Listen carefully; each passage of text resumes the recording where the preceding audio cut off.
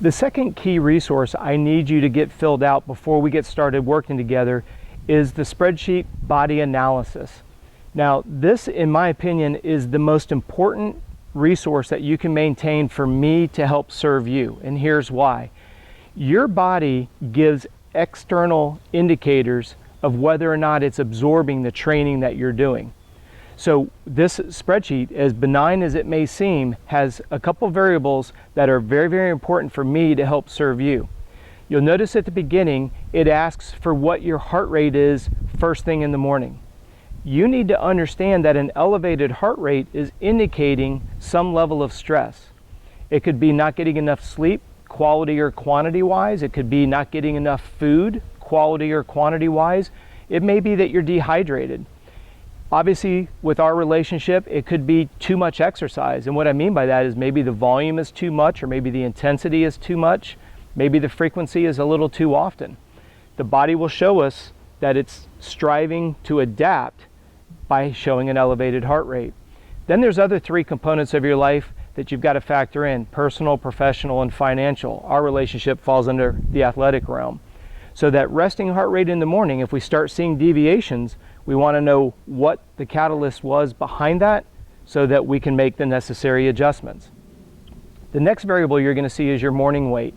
The morning weight is very, very important, and if you struggle with being on the scale, please be open-minded to the idea, I need to see how your body is showing signs of inflammation. That's what your morning weight's going to show us.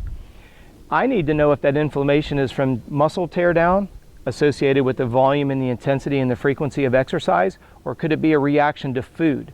You're going to have another resource that we're going to be filling out, which is your food log, and this again becomes a combined resource that allows us to serve you and try to cut down on this inflammatory process.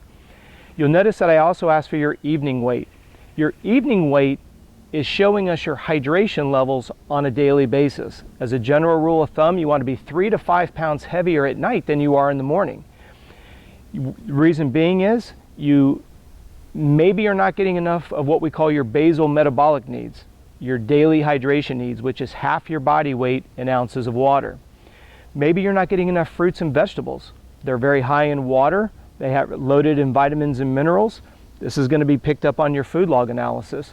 And the third thing that we look at is maybe that you're sweating a little bit more than you're replenishing when you exercise. All three of these combined individually will be looked at. So if you're not seeing a heavier body weight in the evening, we're going to do a deep dive. This is where documentation is going to help you provide me the information I need to help tweak your program to make sure that you're on the right track. The next variable you're going to notice is sleep. The definition of overtraining is simply doing more than your body can absorb. So if you're getting enough sleep, your body will get stronger in a shorter period of time. And if you go back to the first variable that we discussed, if you're getting adequate amounts of sleep, we should see the heart rate start to fall in a very tight range. If we see a big deviation, we need to make sure that A, it's not an anomaly. And if we factor out that it's not an anomaly, we need to figure out the catalyst behind an elevated heart rate. The last variable you're going to notice is your color of urine.